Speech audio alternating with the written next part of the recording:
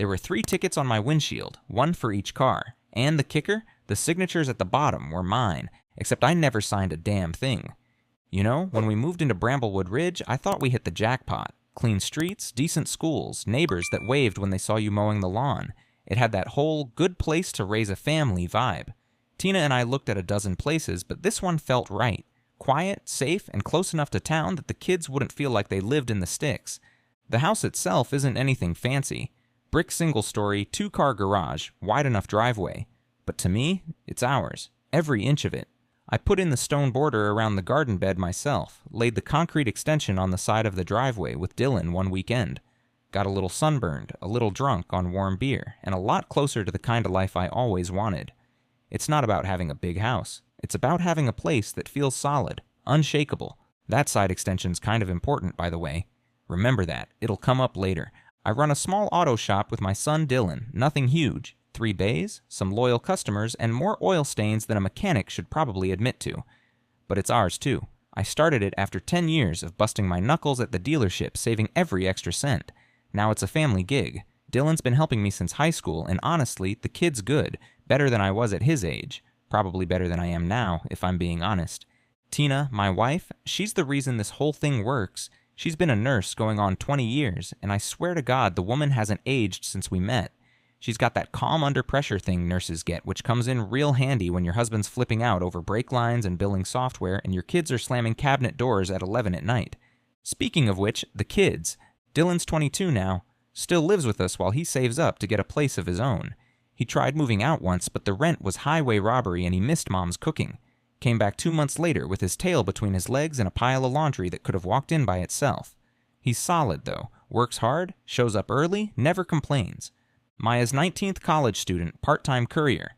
Got herself a little Toyota hatchback she paid for working weekends and running food delivery apps between classes. She's smart, sarcastic, stubborn as hell, got that from Tina, no question. And she loves that damn car, calls it Pickle because it's green and constantly in a jam. So yeah, 3 adult drivers in the house. 3 cars, sometimes 4 if I've got a loaner from the shop parked out front.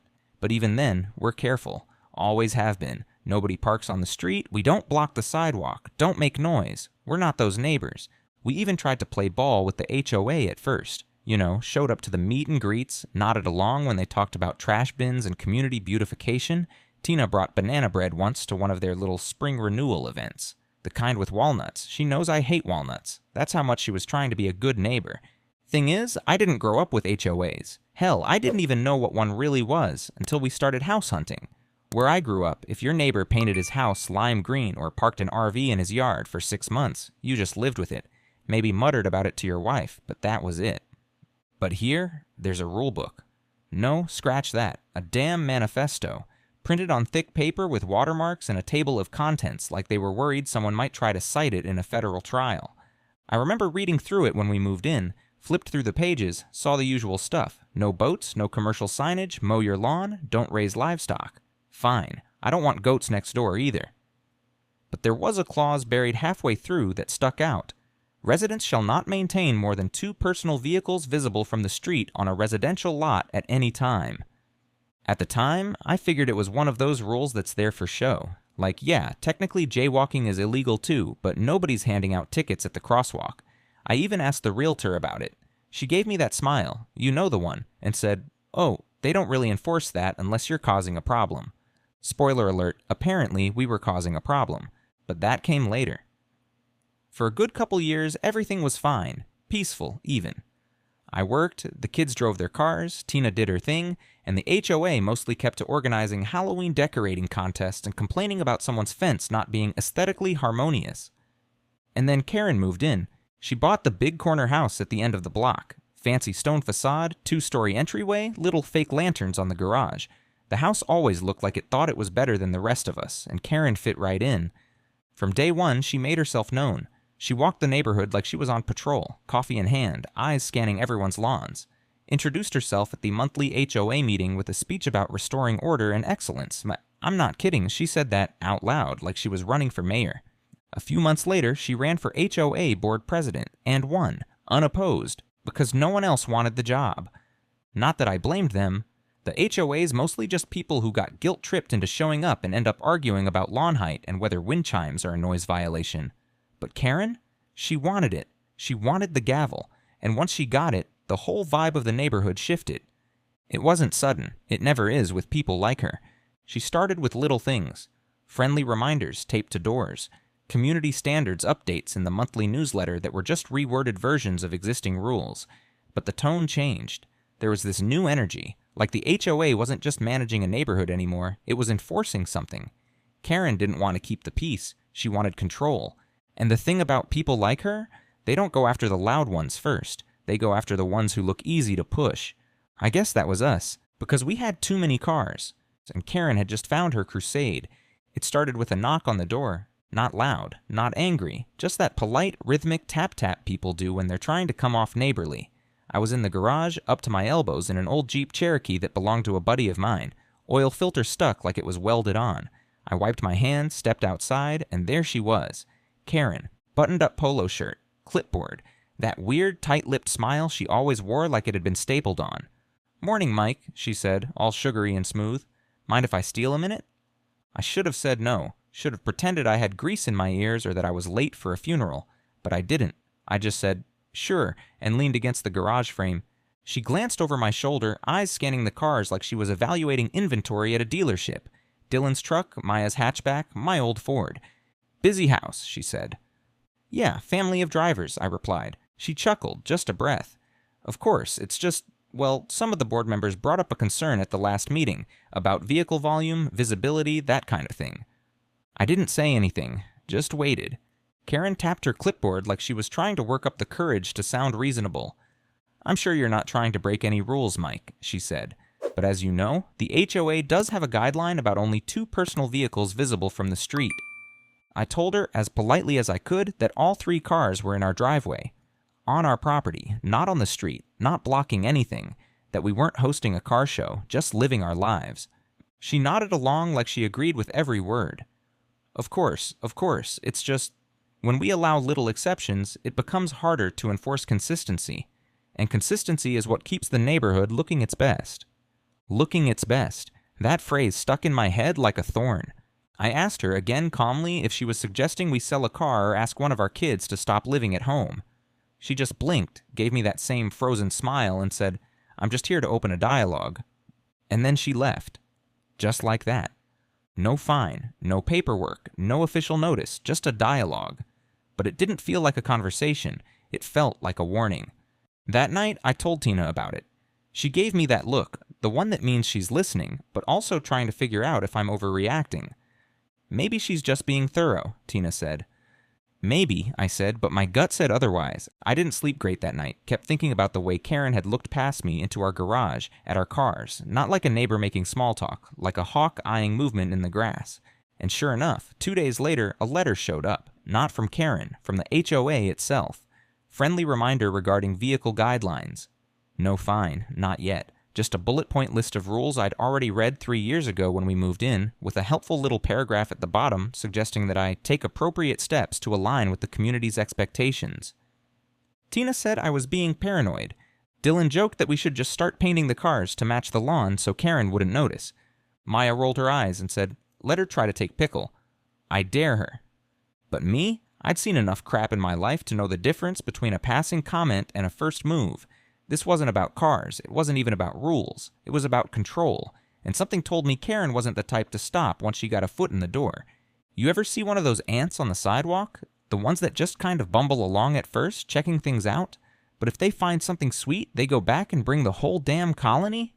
Yeah, Karen was the first ant.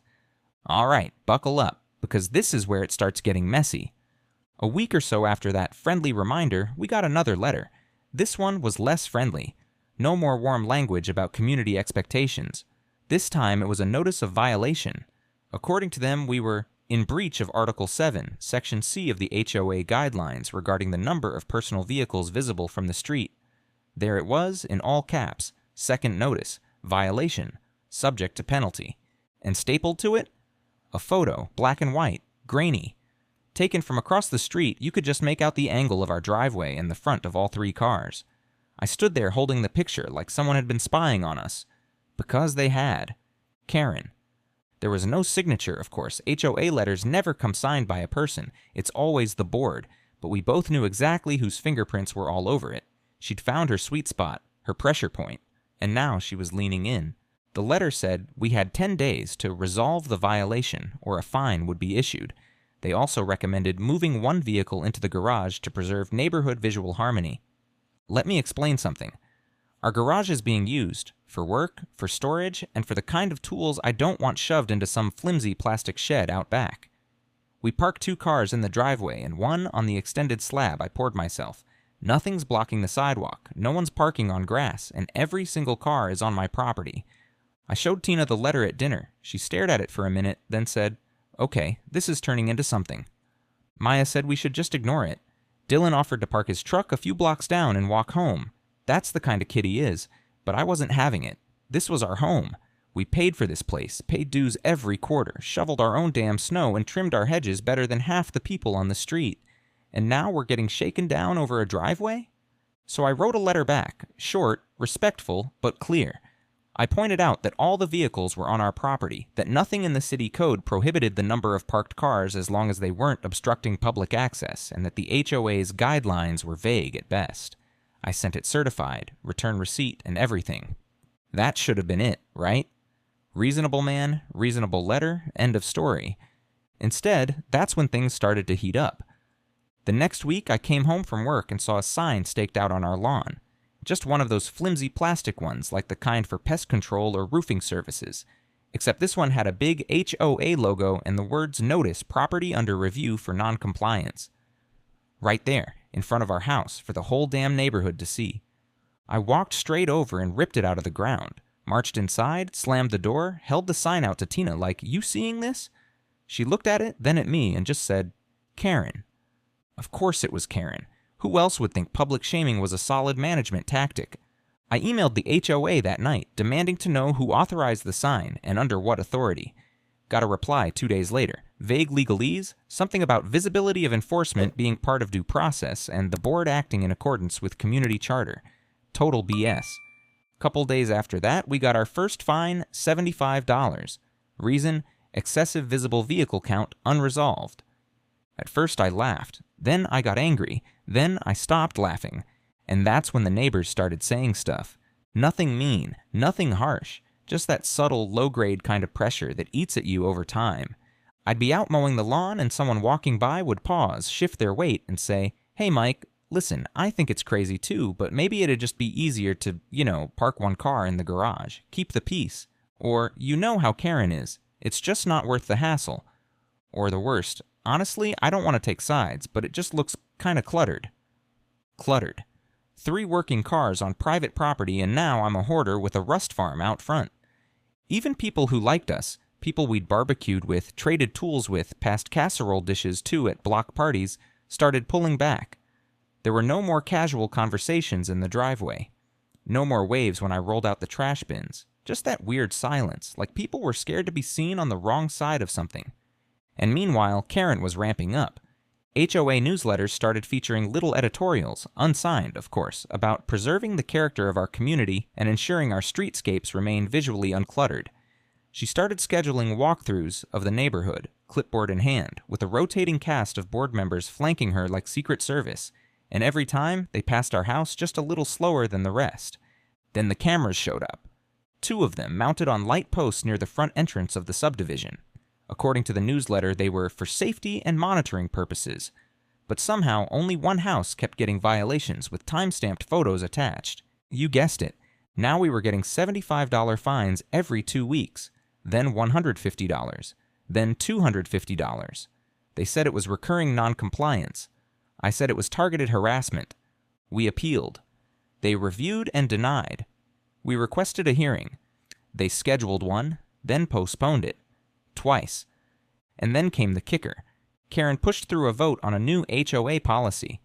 Buried in the language, and I read every word, twice, was a clause that said habitual noncompliance may be grounds for lien consideration.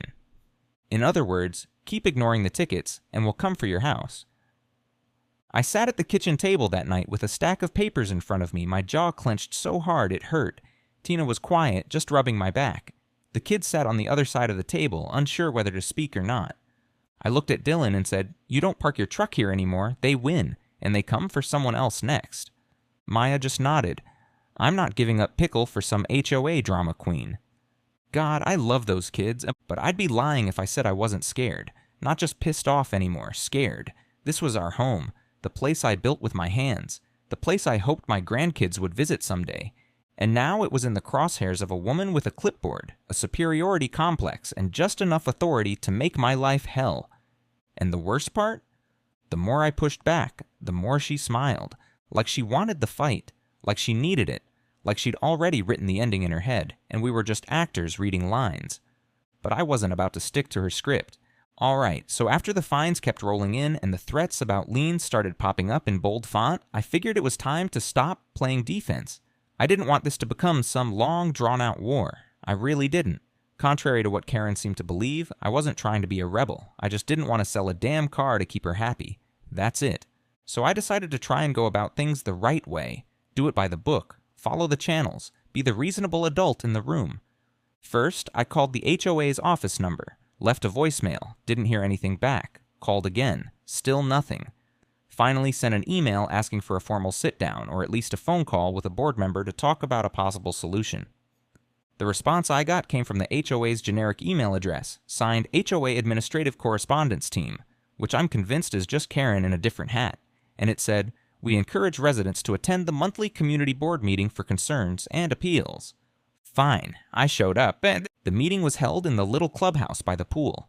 Folding chairs, bad fluorescent lighting, plastic pitcher of lukewarm water sweating all over the table. About 20 people were there, most of them older residents I only recognized from the occasional wave when walking the dog. Karen sat front and center, smiling like the queen of a small but deeply mismanaged kingdom. When it came time for community concerns, I stood up, cleared my throat, tried to keep my voice level. I laid it out as calmly as I could, that my family had lived here for years, that all our vehicles were legally parked on our property, and that this rule they were enforcing wasn't just outdated, it was actively harmful to families like mine.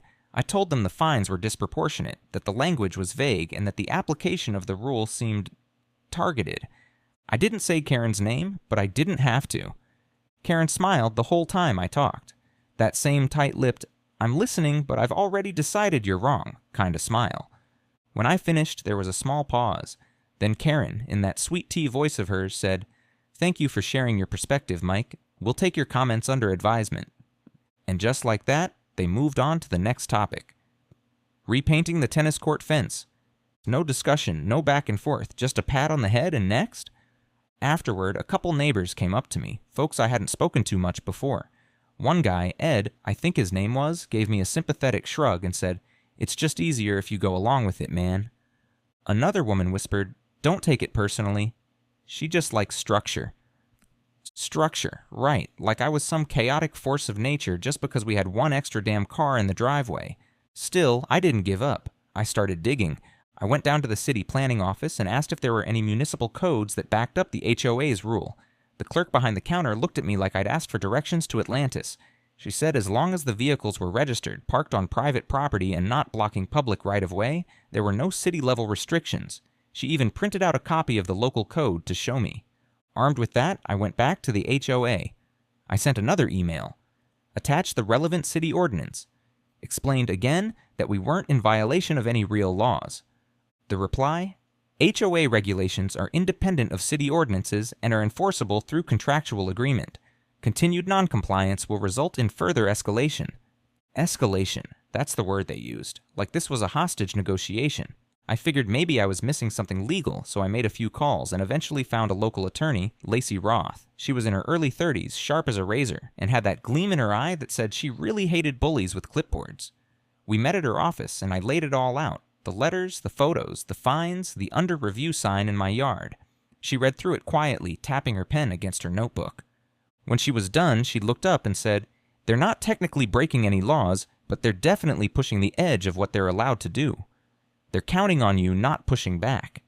So we pushed back. Lacey helped me draft a formal dispute letter citing procedural issues and how the policy had been passed. She pointed out that any enforcement action had to be based on properly voted amendments, and she asked for the HOA to provide official meeting minutes showing that a vote had occurred, with quorum. We mailed it certified. I made copies. Tina stapled everything neatly like she was preparing for a trial. We waited. 2 weeks later, we got a response. The HOA said our request had been received and noted, and that no procedural violations had occurred. No meeting minutes, no confirmation of a vote, nothing. Just another warning and a notice that the fines had now reached $750, with a potential lien pending if they remained unpaid. I tried talking to some of the other board members. There was one guy, Bobby Green. He seemed like the only one with a conscience. Young, probably in his late 20s, always looked nervous at the meetings, like he was trapped in a job interview that never ended. I caught him outside once while he was walking his dog. He looked around before speaking and said, "Mike, I think you're right, but Karen runs the show. The others just go along with her." I asked him why everyone seemed so afraid of this one woman with a clipboard and a condescending smile. He just shook his head. She knows where the pressure points are. And she did. Because about a week later, Maya got a letter addressed to her. Not to me, not to Tina, to Maya, from the HOA. It said that as an adult resident, she was also responsible for maintaining compliance and that her vehicle, Pickle, was now contributing to a pattern of non-compliance. They even threw in a line about potential restrictions on resident parking privileges. Maya read the letter and looked like she was going to explode. She stormed into the kitchen, slammed it on the table, and said, "They're threatening me now? For what? Owning a car?" That night was rough. Tina was quiet. Dylan offered to just park at the shop and bike home. Maya refused to move Pickle. I couldn't blame her. I sat on the porch late that night, just me and the dog, staring out at the driveway at the 3 cars lined up like soldiers, and I'll be honest with you, I felt beat, hollowed out, like every time I took a step forward, the ground just moved under me. I was tired. Tired of letters, tired of warnings, tired of watching my family try to hold it together while some self-appointed queen turned our lives into a game of chicken. I started to wonder if maybe the neighbors were right. Maybe we should just cave. Maybe it'd be easier to sell one of the cars or move Dylan out early or rent a storage unit just to shut them up. But then I looked over at the driveway again, at that little patch of concrete Dylan and I poured with our bare hands. I remembered how proud he was when it dried, how we stood there with beers and burgers and laughed like kings in front of a castle. Number I wasn't giving that up. Not for Karen. Not for anyone. So I stood up, walked inside, and told Tina, "We're not done. Not by a long shot. I swear to you, I was this close to giving up. I just finished writing another letter, this one going directly to the HOA attorney, not that I expected it to get us anywhere. And I was sitting at the kitchen table, head in my hands, trying to figure out which of the 3 cars we could live without. The stress was chewing on me like a damn dog toy. And then the twist came. Not with some big courtroom scene or an envelope full of cash or whatever. Number it came from a guy I barely knew, the last person I ever expected. Tom Padilla lives a few houses down, ex-Air Force, retired a few years ago, keeps to himself mostly. Real quiet. I'd talked to him maybe twice since we moved in.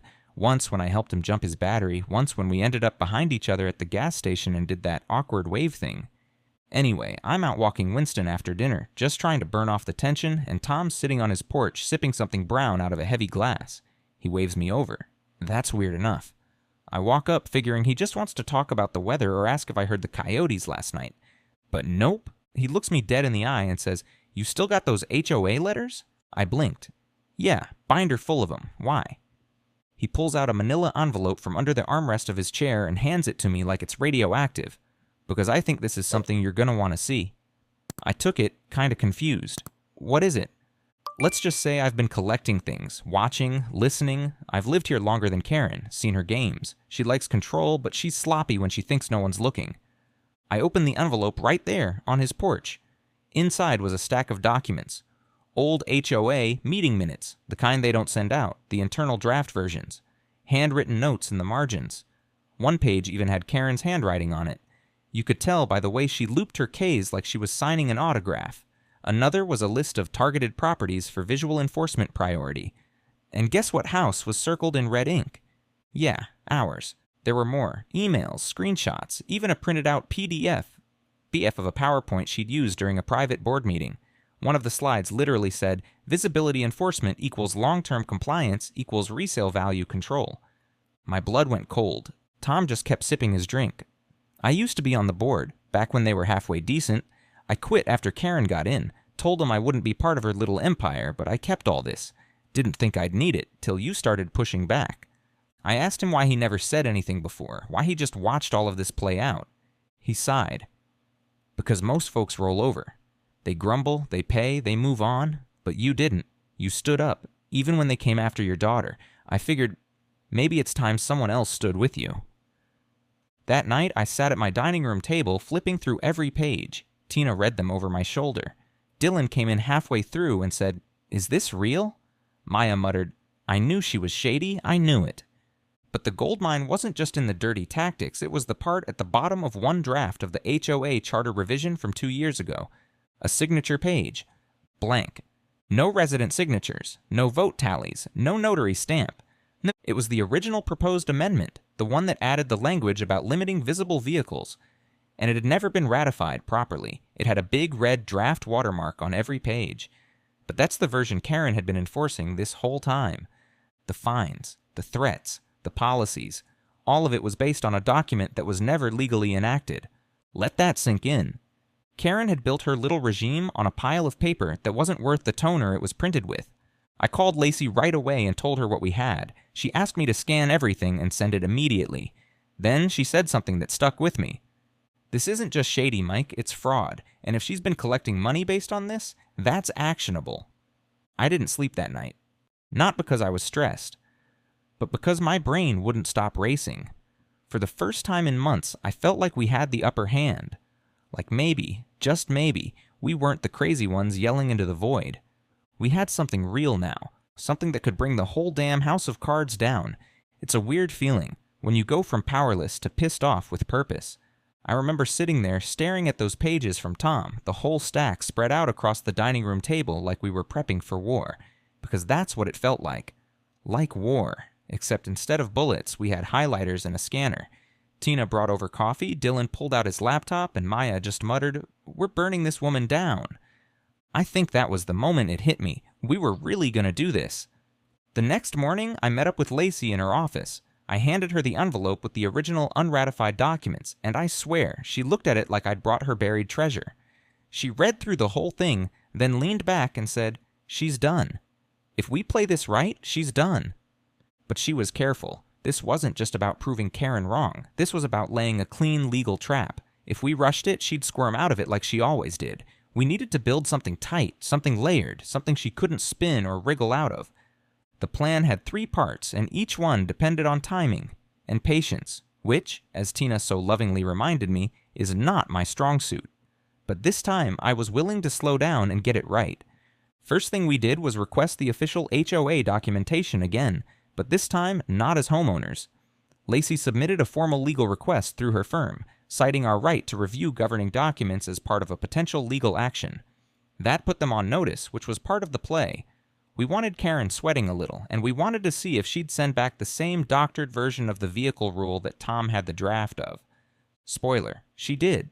Same language, same section, no mention of votes, no ratification page, no signature sheet, nothing.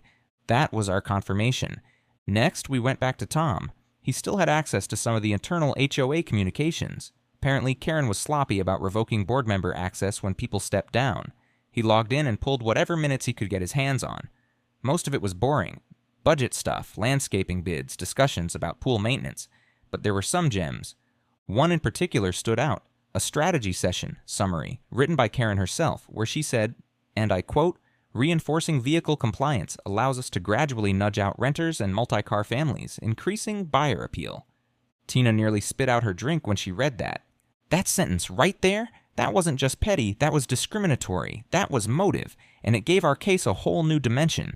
While Lacey built the legal framework, I started working the social side. I'd avoided most of the neighbors since this started, partially because I didn't want to argue, partially because it just hurt to feel like nobody had our back. But now, I had a story to tell, and proof to show. So I started visiting people, door to door, block by block. Not with anger, with facts. With copies of the draft rule, the signature page, the quote from Karen, and the real kicker, the list of targeted homes for visual enforcement. A few neighbors didn't want to talk. One woman said she didn't want to get involved, which I expected. But most were stunned. Turns out I wasn't the only one on that list. There were 8 of us, all with more than 2 cars, all with younger family members still living at home. A couple had gotten letters like ours but paid the fines just to make it go away. One guy said he thought he was the only one and felt like crap for staying quiet. But when they saw what we had, the switch flipped. Tom helped organize a meeting in his garage. He cleaned the place up, set out folding chairs, and Maya even made a flyer that said, "Enough is enough. Let's talk about Karen." I told her to tone it down, but she didn't. 10 people showed up that first night, then 15 the next week. By the end of the month, we had a group chat with almost 30 homeowners. Not all of them wanted to fight, but they all wanted to know what was happening. Information spreads fast when people are tired of being pushed around. We put together a petition to call for a special HOA meeting. According to the bylaws, the actual legit ones, if you get 25% of homeowners to sign, you can force a vote on leadership and policy changes. We hit that threshold in under 2 weeks. People were pissed, not just about the cars, but the lies, the secrecy, the way Karen had manipulated the rules to suit her own personal suburban Hunger Games. Lacey drafted a resolution package, clean, professional, and legally airtight. It included a demand for an independent audit of HOA enforcement activity, the immediate repeal of the vehicle visibility rule, and a motion for a vote of no confidence in the current board president. Karen, I'll be honest, part of me was still waiting for the hammer to fall. I kept expecting her to find out what we were planning and pull some last-minute stunt to stop it. But Karen, she was so used to being untouchable, she didn't even see it coming. The signatures were in. The resolution was filed. The meeting was on the calendar. And for the first time since this whole thing started, I felt like I was breathing normally again. Like I wasn't just reacting, I was building something, pushing back, fighting for my home in a way that finally felt like it might actually matter. And the best part? I wasn't alone anymore. When the notice for the special HOA meeting finally went out, I knew things were going to get ugly. Karen wasn't the type to go down quietly. The moment that envelope hit mailboxes, it wasn't just a neighborhood meeting anymore, it was war, and not the kind with yelling and protest signs. No, this was HOA warfare, paper cuts, policy quotes, and passive-aggressive firebombs. We were ready for her, or at least we thought we were. The night after the notice dropped, I woke up to Maya banging on my bedroom door. She was holding her phone, wild-eyed, saying, "Dad, check the Facebook group." Now. There it was, a public post in the neighborhood group, one of those long, dramatic ones with multiple paragraphs and 0 punctuation. Karen, of course. She didn't mention us by name, but everyone knew. She called the upcoming meeting an orchestrated attempt by a small group of disruptive individuals to dismantle the structure that keeps our neighborhood safe, clean, and valuable. She claimed the rule about vehicle limits had been democratically supported years ago, even though we had proof that wasn't true. She warned that if this campaign succeeds, it opens the door to chaos, decline, and lower property values. And then she said the kicker. Don't be fooled by the loudest voices. True leadership doesn't pander to the loudest. It protects the silent. The comments underneath were a mix. Some people cheered her on. Others asked questions. A few, people I'd talked to directly, pushed back. But what really got me wasn't her post. It was what happened the next day. We got another violation letter. Different reason this time. Unauthorized alteration to landscaping. Apparently, the stones around our flower bed, which I put in 2 years ago, got verbally approved for, and copied from the house across the street, were now a problem. They claimed they extended beyond acceptable design guidelines. I laughed when I opened it, one of those tired, guttural laughs where you don't know if you're amused or about to snap. Tina didn't laugh. She looked at me and said, "She's coming for blood now." 2 days later, Dylan's truck got tagged. Literally tagged. Someone, and I won't name names, but let's just say I've seen Karen's grandson do pranks before, stuck a bright orange sticker on his windshield that said unregistered vehicle, towing in 48 hours. It wasn't from the city, it wasn't even from a real tow company, it was just a sticker, but damn if it didn't feel like a message. Dylan peeled it off and threw it in the trash. That night, he came into the living room and said, "You sure about this, Dad? 'Cause if we keep going, she's gonna come harder." I told him the truth. Yeah, she will, but we're already in it. Might as well see it through. I knew Karen would try to manipulate the meeting, try to run out the clock, twist the rules, confuse the vote, so we prepped. Lacey coached me through every possible procedural move. Tom helped print copies of the documents, the real ones, so we could hand them out to every homeowner who showed up. Maya even helped set up a little presentation, slides and all.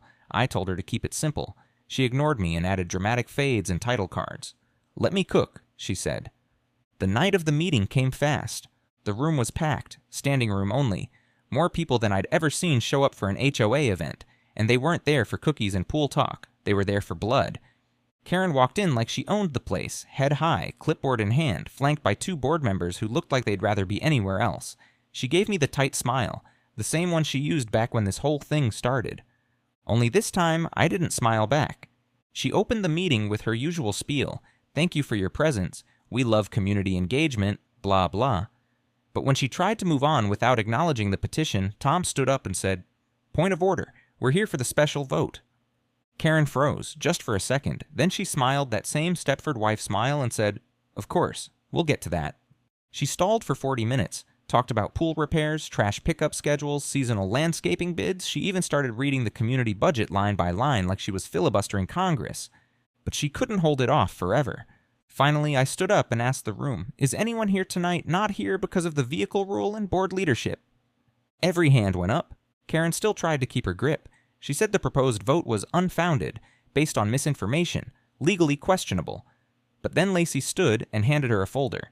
Inside was everything. The unratified policy draft, the manipulated enforcement list, the emails, the quote about driving out renters and multi-car families.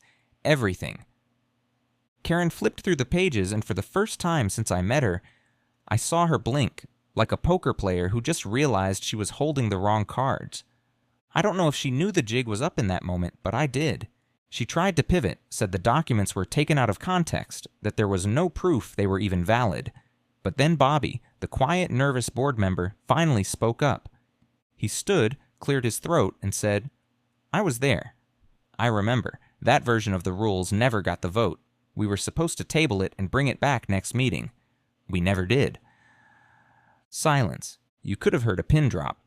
Karen started to speak again, but someone from the back, Ed, the guy who once told me to just go along, stood and said, "We want to vote now." And just like that, the room turned. The tide flipped. Karen was still talking, still smiling, still pretending she was in charge. But she wasn't. Not anymore. We had the momentum, we had the evidence, we had the people. And the longer she talked, the more obvious it became. Her grip on power had slipped. Her whole system, built on intimidation and fake authority, was crumbling in front of her. She just didn't realize it yet. But she would. Very soon. That meeting didn't end like any other HOA meeting I'd ever seen. Usually there's a vote, a polite clap or two, maybe someone quietly storms out over hedge heights or mailbox color codes. But this one ended with something damn near biblical. Karen wasn't just exposed, she was stripped bare in front of the very people she'd spent years corralling into submission. After Bobby admitted the vote never happened, flat out said the whole vehicle visibility rule was dead on arrival, the room didn't just turn on Karen, it collapsed on her.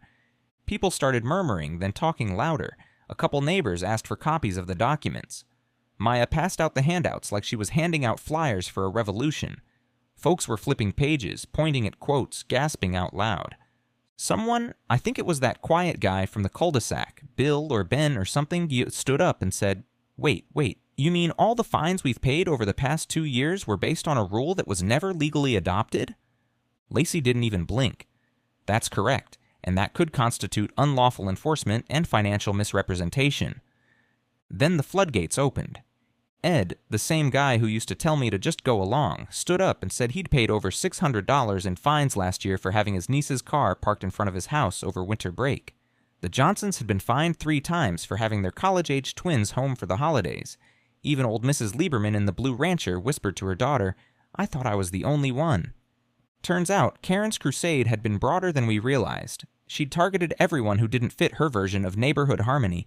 Young families, multi-generational homes, people with teenagers or adult kids living at home.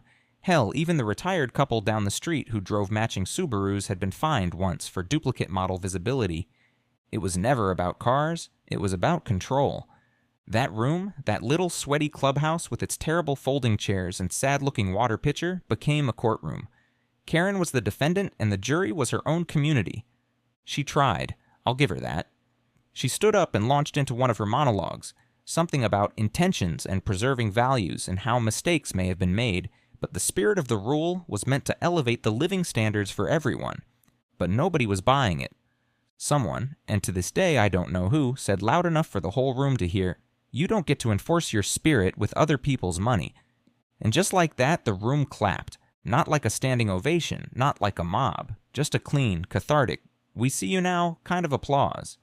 Karen's face didn't change much, just that same thin-lipped smile twitching at the corners. But you could see it in her eyes. She knew. The power was gone. Tom stood up and motioned to call the vote. He did it by the book. Old military guy. You could tell he took it seriously. Lacey helped facilitate the process to make sure it all stayed legit. That was important to me. We didn't want a mob, we wanted a reckoning, and we got it. They voted to nullify the vehicle visibility policy. Unanimously. Then they moved to vote on Karen's position as board president. That one wasn't unanimous. A few of her old guard stayed loyal, but the final count was decisive enough that Karen had no way to spin it. She was out. Gone. There was no dramatic exit, no shouting or storming or finger-pointing. Karen stood, gathered her clipboard and manila folders, and walked out, head high, shoulders stiff, like she was still pretending she was in charge, even as the whole world moved on without her. The next day, a notice went out from the newly appointed interim board. The vehicle fines were suspended pending review. All past tickets issued under the unauthorized policy were deemed invalid and would be refunded or credited. Refunded. I couldn't believe it. I got a check in the mail 2 weeks later. It wasn't a fortune, a little over $1,000. But it might as well have been $1 million. Not because of the money itself, but what it meant. We won. Really, actually won. And then something weird happened. People started talking to me again. Neighbors I hadn't heard a word from in months were waving from their porches. A few of them even walked over while I was washing the truck and said things like, "Hey, thanks for standing up. I didn't know how bad it was." The same folks who once told me to roll over were now asking when the next HOA meeting was. Some even said they were thinking about running for the board. Imagine that. Lacey said she'd never seen a case like this play out so cleanly. No lawsuit required, just pressure, truth, and a whole lot of paper cuts. And Karen? She didn't disappear completely. She's still in the neighborhood, still walks her little designer dog like nothing happened, but she doesn't smile anymore. Not at me, not at anyone. And she sure as hell doesn't have a clipboard. Life settled back into something like normal after that. The driveway looks the same as it always did. 3 cars lined up neatly, no drama, no signs staked in the lawn, no mystery photos taped to letters. Dylan parks his truck on the extension again. Maya still lovingly yells at her little green hatchback when it won't start in the morning. And me? I sit on the porch sometimes with a cup of coffee and just breathe. The quiet hits different now. Better. The new HOA board's doing all right. Tom ended up stepping in as interim president, which shocked the hell out of him more than anyone. They've been making changes. Nothing flashy, just cleaning house, updating policies, removing the nonsense. They asked me to join, but I said no. I fought the fight I needed to fight. Let someone else take the reins now. Lacey came by the shop not long ago to drop off some papers, and I gave her a free oil change. She didn't want it, but I told her flat out, "You helped save my house. You're not paying for a damn thing in this garage." She laughed, shook her head, and said, "All right, but I'm coming back with a transmission just to test you." Tina's back to baking banana bread, though she swears if anyone from the HOA touches a slice, she'll throw it in the bushes. Maya framed the unregistered vehicle sticker and put it up in the laundry room like a war trophy. Dylan bought himself a new tool chest with some of the refunded money. Bright red, huge. He calls it the Karen Crusher. And Karen still walks her tiny dog around the block like she's on parade. But the neighborhood's changed. People don't nod just to avoid her anymore. Some don't nod at all. A couple of the folks who clapped for her loudest during her reign now barely make eye contact. I don't say anything when I see her, and she doesn't say anything to me. That's fine. I don't need closure from her. I got it from my own front steps, watching the sun go down with a cold beer and the knowledge that I didn't back down, that I protected what mattered, that I showed my kids what standing up looks like when it's hard, when no one's clapping, and when you might lose. That slab of concrete Dylan and I poured, still solid, still holding strong. Funny, isn't it? All this nonsense started because of a rule about how many cars one family could park in their own damn driveway. And now, every time I look out there and see all 3, his truck, her hatchback, my old Ford, it doesn't feel like clutter. It feels like peace. Hard-earned, well-fought, backyard barbecue-smelling, neighbor-nodding peace. And that, my friend, is a hell of a thing to come home to.